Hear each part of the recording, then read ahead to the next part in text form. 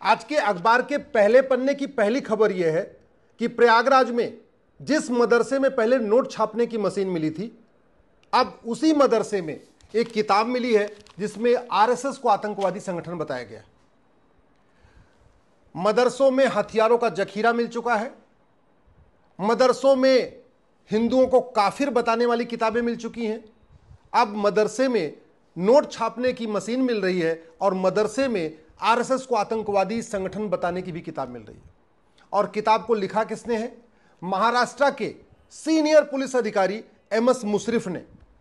MS Musharraf साहब IG रह चुके हैं महाराष्ट्र के। जो व्यक्ति इतनी नफरती किताब लिख सकता है, आप कल्पना करिए कि जब वो डिप्टी एसपी रहे होंगे, एसपी रहे होंगे, एसएसपी रहे होंगे, आईजी रहे होंगे, डीआईजी रहे होंगे, तो उन्होंने कितने आतंकवादियों की मदद किया होगा और कितने राष्ट्रवादियों को झूठे केस में जेल में डाला होगा। आखिर वो कौन सी सोच है जो एक आईपीएस ऑफिसर को, जो बाकायदा पढ़ा लिखा है, यूपीएससी से सिलेक्ट होकर आता है, 3 साल बाकायदा उसकी ट्रेनिंग होती है, उसके बाद वो पुलिस कप्तान बनता है और फिर भी आरएसएस को आतंकवादी संगठन बताता है। मैं बार बार कहता हूं, एक मछली पूरे तालाब को गंदा नहीं कर सकती, लेकिन एक किताब पूरी दुनिया को बर्बाद कर सकती है। वो सोच ठीक करना जरूरी है। आप सामाजिक समरसता ऐसे नहीं ला सकते, सबका साथ सबका विकास ऐसे नहीं हो सकता, एक भारत श्रेष्ठ भारत ऐसे नहीं बन सकता। सबसे पहले आपको गुलामी की शिक्षा बदलना पड़ेगा। ये जो मदरसा चल रहा है, ये जो मिशनरी स्कूल चल रहा है, ये जो मैकाले स्कूल चल रहा है, ये जो दुनिया भर के 65 एजुकेशन बोर्ड चल रहे हैं, इनको मर्ज करिए, one nation one education board लागू करिए, वन नेशन वन सिलेबस लागू करिए, वन नेशन वन करिकुलम लागू करिए। जैसे केंद्रीय विद्यालय में पूरे देश की एक किताब होती है, नवोदय स्कूल में पूरे देश में एक किताब होती है, वैसे ही पूरे देश में 10वीं तक समान शिक्षा लागू करिए। जैसे एक रेलवे बोर्ड दिल्ली में है, उससे पूरे देश की रेलवे चलती है, अलग अलग जोनल रेलवे बोर्ड है, ऐसे ही भारत में एक शिक्षा बोर्ड लागू करिए, हर राज्य में उसका जोनल एजुकेशन बोर्ड बनाइए और सिलेबस और करिकुलम समान करिए। Physics, chemistry, math, zoology, botany, सबका सिलेबस कॉमन हो सकता है। जहां तक भाषा की बात है, गुजरात वाला गुजराती में पढ़ेगा, बंगाल वाला बंगाली में, महाराष्ट्र वाला मराठी में। और भारत का संविधान भी यही कहता है। आर्टिकल 16 कहता है सबको समान अवसर मिलना चाहिए। समान अवसर तब मिलेगा जब सबकी किताब एक होगी, शिक्षा एक होगी। और करना क्या है, ये राइट टू एजुकेशन एक्ट में केवल एक शब्द जोड़ना, इक्वल। इक्वल जोड़ते ही बन जाएगा right to equal education. Right to equal education हो गया। अभी इसमें 1 से लेकर 8वीं तक लागू होता है, उसको अमेंड करके 1 से 10वीं तक कर दीजिए। अभी 6 से 14 साल तक लागू होता है, इसको 6 से 16 साल तक कर दीजिए। 16 साल तक की उम्र, बच्चे की जो उम्र होती है ना, वो बहुत कच्ची उम्र होती है। उसमें बच्चे को जो सिखाएंगे वही सीखेगा। अगर आप कहेंगे आरएसएस आतंकवादी संगठन है तो सीख जाएगा आतंकवादी संगठन है। आप कहेंगे हिंदुओं का त्यौहार नहीं मनाना है तो हिंदुओं से नफरत करना शुरू करेगा। अगर आप उसको स्कूल में पढ़ाएंगे होली मनाना, दिवाली मनाना, दशहरा मनाना, संक्रांति मनाना, भारत की संस्कृति को मनाना, भारत माँ को जय जय बोलना, वंदे मातरम बोलना हराम है, तो वो सीख जाएगा। इसलिए कहता हूं सबसे इंपॉर्टेंट है, अगर भारत में हम सामाजिक समरसता चाहते हैं तो सबसे पहले समान शिक्षा लागू करना चाहिए। और इसलिए भी जरूरी है क्योंकि जब तक किताबें अलग अलग होगी तब तक इवन आपस में भी, हिंदुओं में भी सामाजिक समरसता नहीं आ सकती।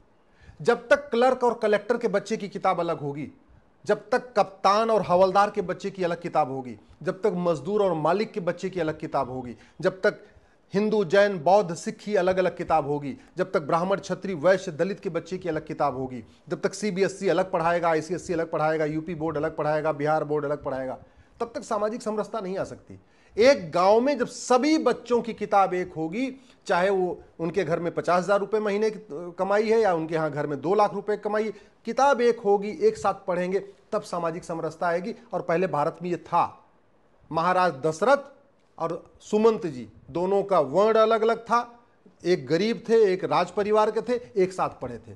कृष्ण और सुदामा वर्ण अलग अलग था, एक राजकुमार थे, एक गरीब थे, एक साथ पढ़े थे।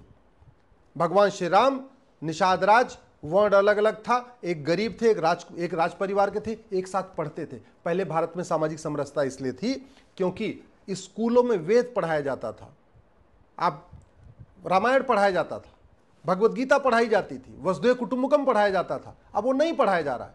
भारत के किसी भी मदरसे में वसुधैव कुटुंबकम नहीं पढ़ाया जाता, सर्वमंगल मांगल्य नहीं सिखाया जाता, चाहे मदरसा हो चाहे मिशनरी स्कूल हो, न भारत के बारे में पढ़ाया जाता है, न भारत की संस्कृति पढ़ाया जाता है, न भारत का इतिहास पढ़ाया जाता है, न भारत की परंपरा पढ़ाया जाता है, न भारत का त्यौहार पढ़ाया जाता है, न भारत के महापुरुषों के बारे में पढ़ाया जाता है, न जो हमारी प्राचीन परंपरा रही है, जननी जन्म भूमिश्च स्वर्गादप गरीयसी, नारी तू नारायणी यत्र नारस्तु पूज्यते रमनते तत्र देवता, सर्वमंगल मांगल्ये शिवे सर्वार्थ साधिके, ये नहीं पढ़ाया जाता, न मिशनरी स्कूल में न मदरसा स्कूल में, और बाकी तो छोड़ो जो स्टेट बोर्ड है वहां भी नहीं पढ़ाया जा रहा। फिर सामाजिक समरसता कैसे आएगी? सामाजिक समरसता खत्म होने का सबसे बड़ा कारण यह है कि भारत में न्याय व्यवस्था सड़ चुकी है। आज तक कन्हैया लाल के हत्यारों को फांसी नहीं हुई, आज तक कमलेश तिवारी के हत्यारों को फांसी नहीं हुई। अब दोनों पक्षों से गवाही चलती रहेगी, दोनों पक्षों से तारीख पे तारीख चलती रहेगी। अब जब तक सजा नहीं हो जाएगी तब तक दोनों पक्ष लड़ते रहेंगे। जब लड़ते रहेंगे तो सामाजिक समरसता कैसे आएगी? भारत में इसलिए भी सामाजिक समरसता नहीं आ रही है, एमएस मुशर्रफ टाइप के लोग झूठा इतिहास लिखते हैं, झूठी कहानियां लिखते हैं, झूठी किताबें लिखते हैं, और वो किताब पढ़ाई जा रही। आप कल्पना करिए, ये जो एमएस मुशर्रफ है, जो आईजी रह चुका है, इतनी घटिया किताब लिखा है, इसने राष्ट्रवादी, दुनिया के सबसे बड़े राष्ट्रवादी संगठन को आतंकवादी संगठन बना दिया। क्यों? क्योंकि इसको पता है झूठ बोलना अपराध नहीं है, झूठी बात लिखना अपराध नहीं है, झूठे तथ्यों को तोड़ मरोड़ के लिखना अपराध नहीं, कुछ भी अपराध नहीं, तो कुछ भी छाप दो।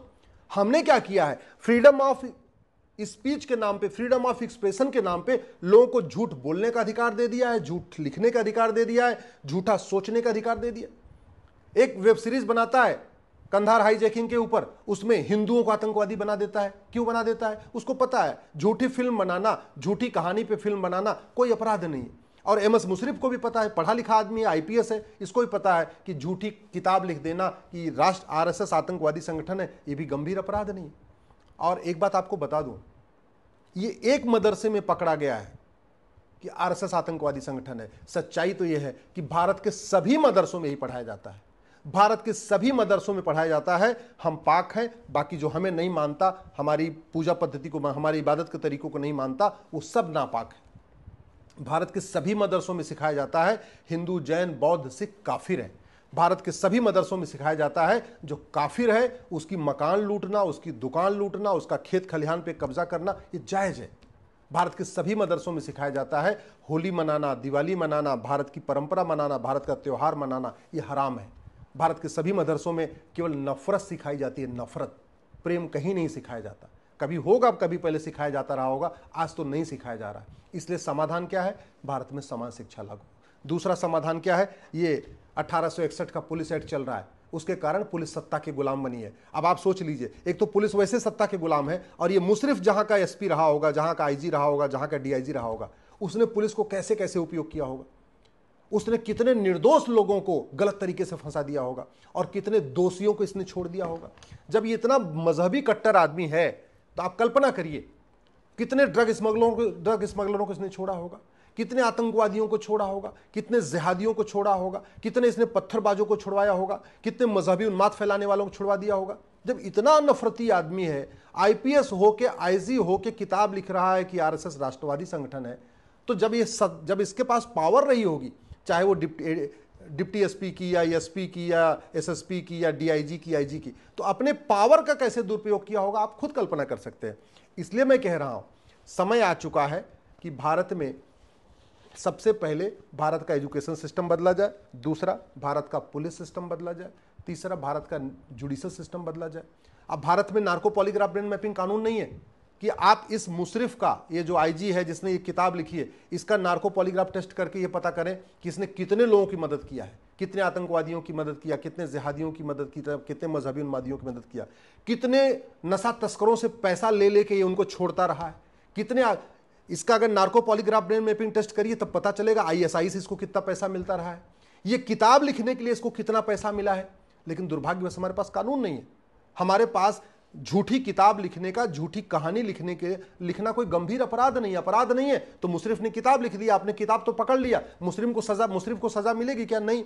अगर हमारे पास ऐसा कानून होता कि ये जो मुशर्रफ है आईजी जिसने ये किताब लिखा है, इसकी 100% संपत्ति जब्त करते, इसकी नागरिकता खत्म करते, इसको आजीवन कारावास फांसी देते, तो आगे से कोई और ऐसी किताब नहीं लिखता। अगर एक बार हम मदरसों में 2-4 जगह छापा मार के ऐसी किताबें पकड़ लें और जिन लोगों ने ऐसी किताबें पढ़ लिखा है उनको फांसी पे लटका दें, उनकी सिटीजनशिप खत्म कर दें। जो ऐसी किताब पढ़ाते हैं मौलवी उनको फांसी पे लटका दें, उनको आजीवन कारावास दे दें, उनको नागरिकता खत्म कर दें, तो खौफ पैदा होगा। फिर मदरसों में सही किताब पढ़ाई जाएगी, सही चीज पढ़ाई जाएगी। लेकिन कानून का खौफ तो है नहीं। कानून खौफ इसलिए नहीं, हमारे पास कानून ही नहीं है। 18 गुलामी की पुलिस व्यवस्था, गुलामी की न्यायिक व्यवस्था, गुलामी की प्रशासनिक व्यवस्था, भ्रष्टाचार खिलाफ कोई कठोर कानून नहीं, बेनामी संपत्ति पकड़ने के लिए हमारे पास कोई सिस्टम नहीं, हमने प्रॉपर्टी को आधार से लिंक किया नहीं, हमने कैश लेन देन को रोकने के लिए 100 रुपए से बड़ी नोट बंद किया नहीं, हमने कैश लेन देन को जो काला धन रोकने के लिए जो इन लोगों का ऐसे लोगों जो फंडिंग होती है, अब ये भी देखना पड़ेगा इस मुशर्रिफ को विदेश से फंडिंग हुई है, भारत के अंदर से फंडिंग हुई है, पाकिस्तान से फंडिंग हुई है या खाड़ी देशों से फंडिंग हुई है। अगर इसका नार्को पॉलीग्राफ ब्रेन मैपिंग है तो पता चलेगा इसको एफसीआरए के जरिए फंडिंग आ रही है, हवाला के जरिए फंडिंग आ रही है, या भारत के अंदर जो जकात इकट्ठा हो रहा है उससे इसकी फंडिंग हो रही है। फंडिंग हुई कैसे, उससे पता चलेगा इसके भारत में कितनी बड़ी बड़ी कोठियां हैं, कितने फार्म हाउस हैं, कितना इसके पास क्या क्या है। उससे पता चलेगा इसने एक ही किताब लिखी है और भी किताब लिखी है, ये भी तो पता चलेगा। लेकिन हमारे पास, हमने नार्को पॉलीग्राफ ब्रेन मैपिंग कानून बनाया नहीं। मैं एक बार कह रहा हूं, जब तक शिक्षा में संस्कार नहीं होगा और कानून का खौफ नहीं होगा तब तक भारत में शांति नहीं आएगी, भारत में सामाजिक समरसता नहीं आ सकती है, अशांति चलती रहेगी। बातें करने से सामाजिक समरसता नहीं आएगी। एक भारत श्रेष्ठ भारत बात की करने से भारत को विश्व गुरु बनाएंगे, भारत में एक भारत श्रेष्ठ बनाएंगे, सबका साथ सबका, ऐसे नहीं आएगी सामाजिक समरसता। सामाजिक समरसता आएगी शिक्षा में संस्कार हो, कानून का खौफ हो, भय बिन होय न प्रीत, सठे साठ्यम समाचरित।